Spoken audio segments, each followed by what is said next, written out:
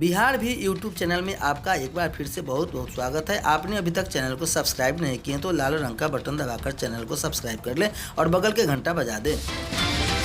इस वक्त राज्य के लाखों नियोजित शिक्षकों के लिए सबसे बड़ी खबर आ रही है। स्थानांतरण, अनुशासनिक कार्रवाई एवं सेवा शर्त नियमावली 2023 के नियम 9 की कंडिका 1 के आलोक में इनके प्रमाण पत्रों की सत्यापन कराना अब आवश्यक हो गई है। नवनियुक्त 1,20,000 अध्यापकों के प्रमाण पत्रों का होगा सत्यापन। राज्य में नवनियुक्त 1,20,000 अध्यापकों के प्रमाण पत्रों का सत्यापन होगा। नवनियुक्त अध्यापकों के प्रमाण पत्रों के बिना अविलंब सत्यापन को लेकर शिक्षा विभाग के माध्यमिक शिक्षा निर्देशक कन्हैया प्रसाद श्रीवास्तव द्वारा राज्य के सभी जिलों के जिला शिक्षा पदाधिकारियों को निर्देश दिए गए हैं। नवनियुक्त अध्यापकों के प्रमाण पत्रों के सत्यापन के प्रावधान बिहार अध्यापक नियुक्ति, स्थानांतरण, अनुशासनिक कार्रवाई एवं सेवा शर्त नियमावली 2023 में है। जिला शिक्षा पदाधिकारी को दिए गए निर्देश में माध्यमिक शिक्षा निर्देशक कन्हैया प्रसाद श्रीवास्तव ने कहा है कि बिहार लोक सेवा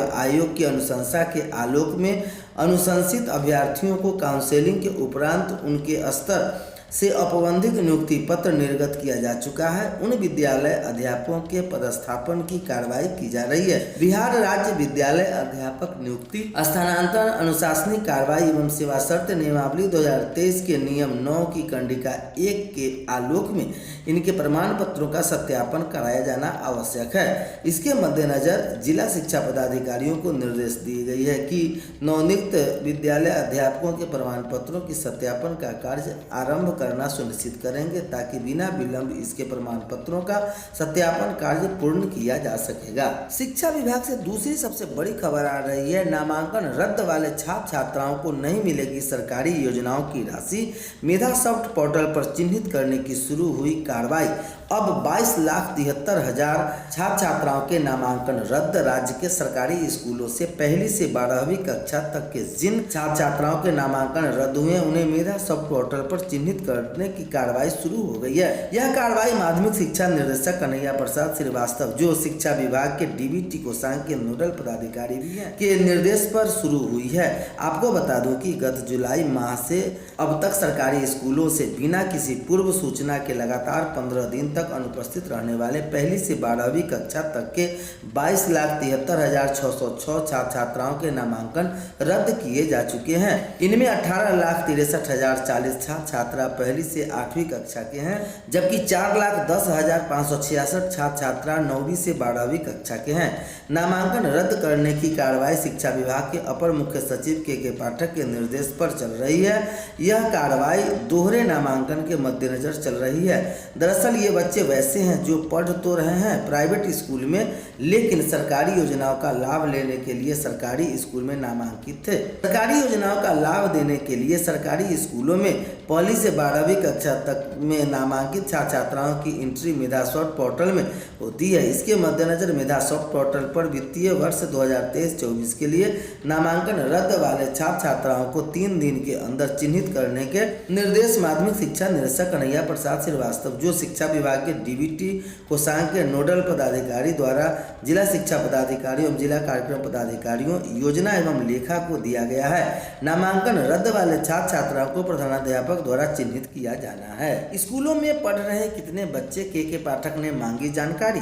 राज्य के पुरस्कृत संस्कृत स्कूलों में वर्गवार नामांकन छात्र छात्राओं की संख्या शिक्षा विभाग ने मांगी है। शिक्षा विभाग के अपर मुख्य सचिव के पाठक ने मंगलवार को वीडियो कॉन्फ्रेंसिंग कर संस्कृत विद्यालयों की गतिविधियों की समीक्षा की। बैठक के बाद अपर मुख्य सचिव के पाठक ने कहा कि देखा जा रहा है कि संस्कृत विद्यालयों में विद्यार्थियों की संख्या कम है। इससे संस्कृत पढ़ने वाले बच्चों की संख्या कम होती जा रही है। जितने शिक्षक हैं उस अनुपात में शिक्षक नहीं है। उन्होंने 2 दिन के अंदर सभी संस्कृत विद्यालयों में विद्यार्थियों एवं शिक्षकों की संख्या मांगी है। इस संदर्भ में शिक्षक बिहार संस्कृत शिक्षा बोर्ड के सचिव राजेश कुमार ने पुरस्कृत संस्कृत विद्यालयों के प्रधानाध्यापकों की जानकारी मांगी है। इससे पहले शिक्षा विभाग ने संस्कृत विद्यालयों के निरीक्षण के लिए टीम गठित कर संस्कृत विद्यालयों की स्थिति पर रिपोर्ट मांगी है। हिंदी व अंग्रेजी में अधिक सीटें। माध्यमिक शिक्षक कक्षा 9 से 10 एवं उच्च माध्यमिक 11वीं से 12वीं में सीट अधिक है। खबर पटना से आ रही है, जहां बीपीएससी की ओर से शिक्षक भर्ती परीक्षा के दूसरे चरण के लिए आवेदन की प्रक्रिया रविवार से शुरू हो गई है। पहले दिन कम ही छात्रों ने पंजीयन कराया। आयोग की ओर से मध्य विद्यालय, माध्यमिक और उच्च माध्यमिक विद्यालय के आवेदन की प्रक्रिया हो गई है। माध्यमिक में सबसे ज़्यादा अंग्रेजी विषय में 3465 से सीटें हैं, वहीं हिंदी में भी 3000 से अधिक सीटें हैं। माध्यमिक में अभ्यर्थियों की संख्या में 2 लाख से अधिक होने की संभावना है। वहीं उच्च माध्यमिक में 1.5 लाख से अधिक अभ्यर्थी शामिल होंगे। उच्च माध्यमिक में सीटें 18.5 है। सबसे ज़्यादा प्रतियोगिता मिडिल स्कूलों के लिए होगा।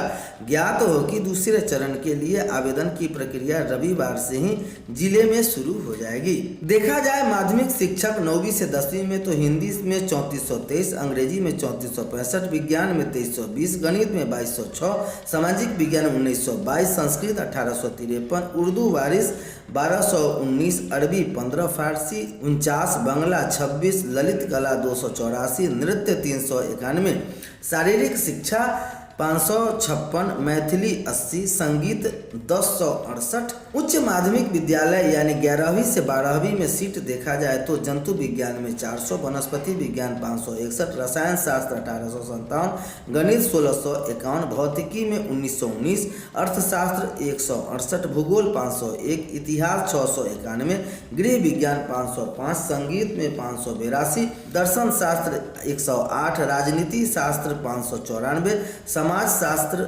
823, मनोविज्ञान 1114, अकाउंटेंसी 161, बिजनेस स्टडीज 93, एंट्रोप्रेन्योरशिप 363, अरबी 83, बांग्ला 25, भोजपुरी 150, कंप्यूटर विज्ञान 172, अंग्रेजी 2624, हिंदी 1724, मगही 101, मैथिली 184, पाली 68, फारसी 42, प्राकृत 86, संस्कृत 560, उर्दू 760। इस तरह से देखा जाए तो हिंदी व अंग्रेजी में अधिक सीटें दी गई है।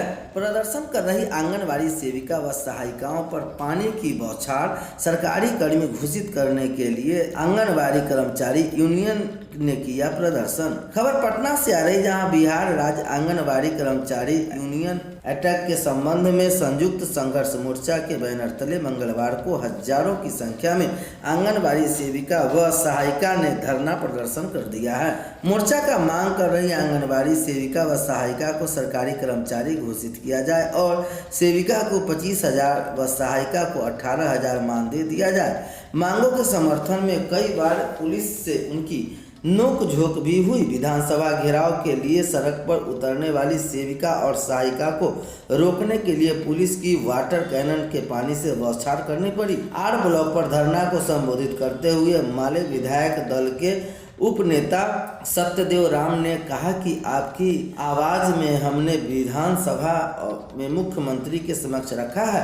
मौके पर अरवल विधायक महानंद, एक्टू राष्ट्रीय सचिव रणविजय कुमार सहित हजारों की संख्या में आंगनबाड़ी सेविका का सहायिका उपस्थित थे।